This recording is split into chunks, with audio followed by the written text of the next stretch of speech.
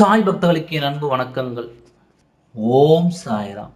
என் அன்பு குழந்தையே, உன் வாழ்வில் எதுவும் நடக்கவில்லை என்று புலம்பிக் கொண்டே இருந்தாய். உன் மனதுக்கு செய்தியை சொல்ல வந்துள்ளேன். இதுவரை எத்தனையோ விஷயங்களை நினைத்தாய், குழம்பினாய். ஆனால் இனி எதையுமே புலம்பக்கூடாது.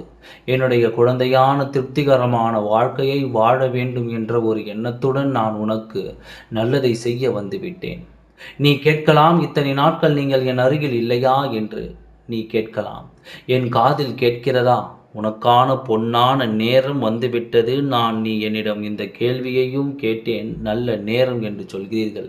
எப்போதுதான் அந்த நல்ல நேரம் வரும் என்று வந்துவிட்டது. உன்னுடைய மனக்குறைகளை நீக்க ஒரு பொன்னான தருணங்கள் வந்துவிட்டது. இனி முறையில்லாத வாழ்க்கையை நீ வாழப்போகிறாய். நிறைவான மன நிம்மதியான சந்தோஷங்களும் சகல ஐஸ்வர்யங்களும் உன்னுடன் சூழ்ந்த இருக்கும். எப்பொழுதுமே நல்ல எண்ணத்தை மட்டுமே சிந்தித்து கொண்டே இரு. தவறான எண்ணங்களை ஒருபொழுதும் சிந்திக்க வேண்டாம். அதுதான் ஒவ்வொரு மனிதனுக்கும் நல்லது. அதுபோல உன்னுடைய எண்ணங்களையும் நேர்மையாக வைத்துக்கொள். எந்த ஒரு நொடியும் நாம் நன்றாக இருக்கிறோம் என்ற ஒரு கர்வம் வந்துவிட வேண்டாம்.